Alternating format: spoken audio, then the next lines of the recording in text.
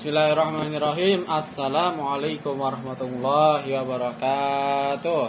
Waalaikumsalam warahmatullahi wabarakatuh. Kaifa halukum? Alhamdulillah ini bil khair. Kaifa amsaitum? Amsayna mu'minina haqqan. Lailatukum sa'idah. Saidatun mubarakatun. Izayyakum. Wais. Oke, sebelum kita mulai, mari kita bersama-sama bersyukur kepada Allah Subhanahu wa taala yang telah melimpahkan rezeki kepada kita. Rezeki yang sangat banyak, rezeki bernafas, rezeki melihat, rezeki mendengar. Sampai saat ini kita masih dapat berkumpul dan mendengarkan taklim majelis pada kali ini. Yang kedua, salawat serta salam kita junjungkan kepada Rasulullah sallallahu alaihi wasallam. Sallallahu alaihi wasallam. Dijawab itu. Kalau habis ngomong ada mendengar Rasulullah sallallahu alaihi wasallam, langsung dijawab sallallahu alaihi wasallam. Karena barang siapa yang tidak menjawab itu termasuk orang-orang yang paling pelit di dunia. Jadi kalau orang Arab itu misalnya marah, itu bukan disuruh tenang, bukan disuruh istighfar, tapi disuruh salawat atas Nabi. Karena barang siapa yang tidak menjawab salawat atas Nabi, maka dia dianggap orang paling pelit yang ada di dunia ini. Jadi orang Arab itu kalau marah bukan ditenangkan istighfar, tapi salawat Nabi, langsung dia jawab sallallahu alaihi wasallam, seperti itu. Ya. Yang ketiga, terima kasih sudah datang dan berkumpul pada majelis taklim kali ini, yang insya Allah akan berkah dan menambahkan ilmu wawasan kita selanjutnya. Pada kesempatan kali ini kita akan bersama-sama mempelajari tentang bagaimana mendakwahkan atau memberi peringatan, atau bisa juga disebut mengajak seseorang untuk melakukan perbuatan baik, amal ma'ruf nahi mungkar. Apa artinya? Amal ma'ruf itu menyuruh kepada kebaikan, dan nahi mungkar melarang untuk melakukan perbuatan buruk, seperti itu ya. Sebelum itu akan ada hadis Rasulullah SAW yang terdapat pada buku hadis sahih riwayat Muslim nomor 1893 yang akan saya bacakan. Haddatsana Abu Bakar ibnu Abi Syaibah wa Abu Quraibin wa ibnu Abi Umar wal lafzi la bi Quraibi qala haddatsana Abu Muawiyah an Amshi an Abi Amrin Asy-Syaibani an Abi Mas'ud al-Ansari qala jaa rajulun ila an-nabi sallallahu alaihi wasallam faqala inni abdi fi fahmilni faqala ma indi faqala rajulun ya Rasulullah aula ana adulluhu ala may yahmiluhu faqala Rasulullah sallallahu alaihi wasallam man dalla ala khairin falahu mithlu ajrin fa'ilihi. Haddatsana Ishaq ibnu Ibrahim akhbarana Isa ibnu Yunus wa haddatsana Bishr ibnu Khalid akhbarana Muhammad ibnu Ja'far an Syaibah wa haddatsana Muhammad ibnu Rafi' haddatsana Abdur Razzaq akhbarana Syaikh kulluhum an al-Amshi bi hadzal isnad. Dari hadis ini sebenarnya intinya itu ada di perkataan Rasulullah yang berbunyi mandalla ala khairin falahu mithlu ajri fa'ilihi, yang dimana artinya Rasulullah SAW bersabda, barang siapa yang menunjukkan kepada suatu kebaikan, maka dia akan mendapatkan pahala seperti orang yang melakukannya. Jadi contohnya karena saya pada kali ini memberikan ilmu kepada kalian. Memberikan ilmu apa misalnya? Memberikan bagaimana tata cara makan, atau bagaimana adab-adab dan sunah-sunah Rasulullah SAW ketika makan. Salah satunya adalah membaca doa, atau membaca doa setelah atau sebelum atau setelah. Sebelum bagaimana kalau doa sebelum makan itu? Mana? Allahumma barik lana fima razaqtana wa qina adzabannar. Udah, kalau selesai gimana? Alhamdulillahilladzi at'amana wa saqana wa ja'alana minal muslimin. Kemudian kalau misalnya kita habis makan, kita udah makan tapi ternyata kita lupa. Bagaimana doanya? Bismillahi. Gimana kalau lupa makan belum baca bismillah di awal tapi sudah kita makan, gimana? Bismillahi fi awalihi wa akhirihi. Nah, kan kita kan belum tahu kan? Habis ini apabila kalian melakukannya, apabila kalian melaksanakan sesuatu tersebut, maka pahalanya bukan terdapat di kalian saja, tetapi juga terdapat di diri saya karena saya telah menyampaikan ilmu tersebut dan ilmu tersebut akan menjadi amal jariah untuk saya. Dan bagaimana kalian juga bisa nanti ketika kalian sudah besar nanti menunjukkan atau mengajarkan ilmu tersebut kepada anak kalian atau kepada murid kalian nanti. Seperti itu, mengajarkan ilmu yang walau sekecil itu pun, maka ilmu pahala yang kalian dapatkan akan terus berjalan. Nah, misal karena saya sudah mengajarkan Rena mengajarkan anaknya misalnya nanti ya. Anaknya itu juga akan memberikan pahala kepada saya karena saya telah mengajarkan Rena. Jadi pahalanya bertubi-tubi atau sangat banyak. Nah, di sini disebut salah satu amal jariah yang dimana akan menemani kita juga saat nanti kita berada di liang lahat. Nah, ini salah satu ilmu yang sangat bermanfaat. Maka karena itu sebenarnya martabat seorang guru itu sangatlah tinggi dan sebenarnya harus ditinggikan. Tapi sayangnya di Indonesia kurang ditinggikan. Kemudian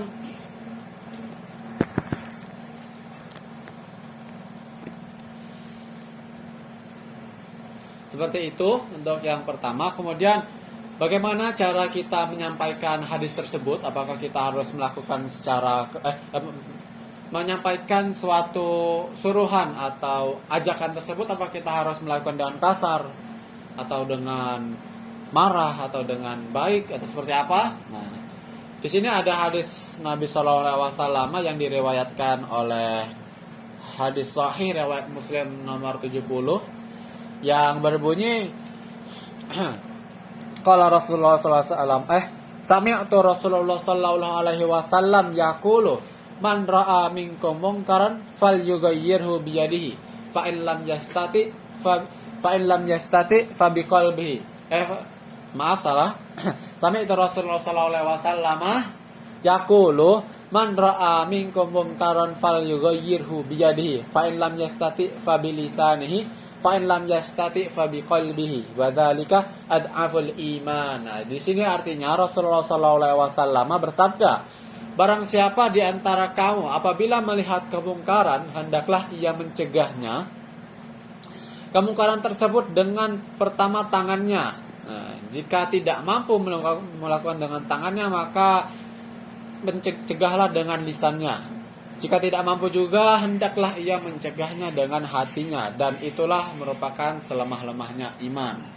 Nah, di sini bagaimana cara kita melakukan atau mencegah orang-orang yang melakukan atau melakukan perbuatan mungkar atau melakukan perbuatan yang jahat atau menimbulkan dosa. Pertama itu kita menggunakan tangan. Kemudian apabila kita masih tidak sanggup memberhentikannya maka gunakanlah lisan. Kemudian apabila masih tidak sanggup maka gunakanlah maka gunakanlah hatinya. Maka dari itu adalah selemah-lemahnya iman. Apabila dia tidak bisa kita ingati, pertama apabila kita sudah menggunakan tangan dia masih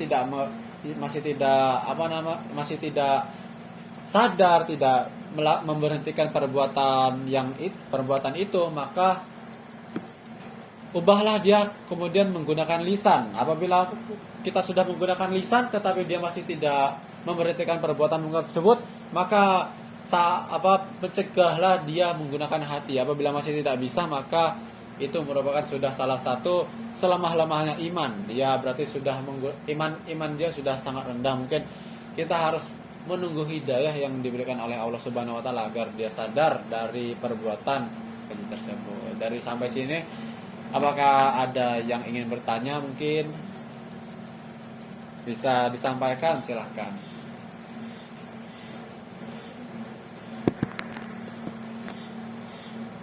Bagaimana cara meningkatkan iman, Ustaz?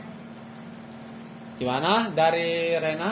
Bagaimana cara meningkatkan iman, Ustaz? Cara meningkatkan iman kita. Cara meningkatkan iman seorang muslim itu tentu saja banyak. Pertama, kita harus ingat apa kewajiban seorang rukun iman, apa? Sebutkan coba yang masih ingat. Pertama apa rukun iman? Iman kepada, kedua kepada malaikat, ketiga kepada Rasulullah, keempat ayo kitab, kelima ayo apa? Hari kiamat atau hari akhir, yang terakhir baru qada dan qada. Tentu saja dari kelima itu kita harus, kalau kita tetap harus mengingatkan atau meningkatkan keimanan kita dengan cara mempercayai, mengimani lebih. Salah satunya dengan cara salat, karena dalam salat itu, salat juga merupakan perbuatan yang wajib, yang benar-benar yang harus dilakukan oleh seluruh umat muslim. Karena di dalam salat itu tidak hanya melakukan gerakan yang sia-sia. Tentu saja pertama di dalam salat itu kita mengerti, di dalamnya itu kita selalu berzikir, mengingat kepada Allah. Jadi dalam salat itu juga udah pertama kita membaca Al-Quran juga di sholat itu. Kita berzikir kepada Allah. Berzikir itu artinya apa? Berzikir. Zakaro yazkuru. Zikrun itu artinya mengingat kepada Allah. Nah, dari mengingatnya itu ketika kita sholat itu, maka kita insya Allah apabila sholat kita khusyuk, maka kita akan meningkatkan iman kita untuk agar kita selalu beriman kepada Allah Subhanahu wa taala dan juga Rasulnya serta yang lainnya. Seperti itu. Jadi intinya untuk meningkatkan suatu keimanan itu, pertama yang paling penting adalah sholat. Kemudian yang penting amal ma'ruf nahi mungkar lah intinya. Amal ma'ruf nahi mungkar apa tadi artinya?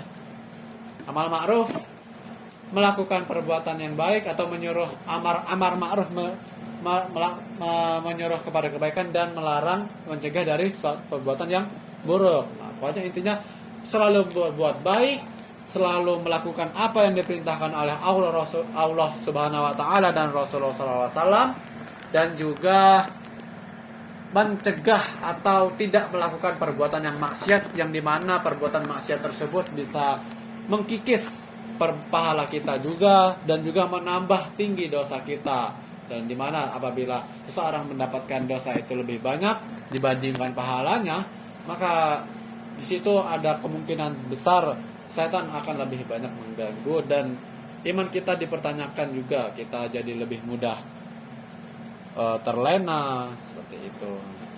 Jadi tetap melakukan ibadah, selalu melakukan ibadah rutin, jangan sampai bolong sholatnya, selalu membaca Quran setiap hari seperti itu. Maka dari situ iman kita akan selalu tumbuh, selalu naik dan insya Allah kuat iman kita seperti itu. Bagaimana? Tanya lagi, Ustaz.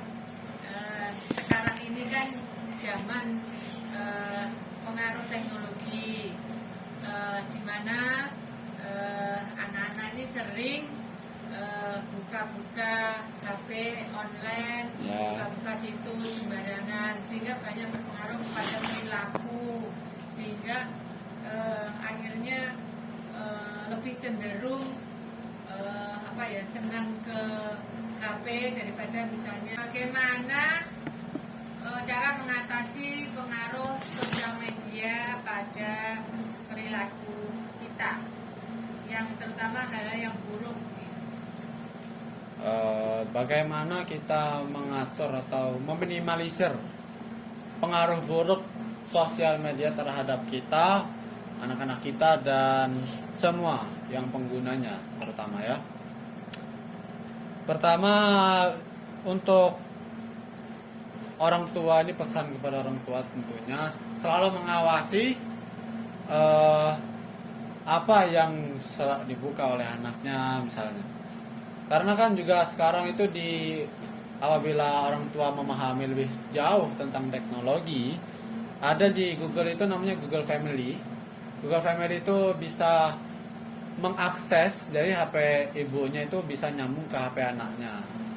Jadi HP anaknya itu bisa terlihat apa saja yang dibuka, apa saja yang apa aja yang di-download, apa aja yang dibuat main seperti itu. Jadi pantauan orang tua terhadap anak-anak itu bisa lebih kuat, bisa lebih intens. Jadi anak-anak itu tidak semena-mena dengan perbuatannya. Nah, dan juga saya pernah diingatkan dengan ustadz saya waktu itu, apabila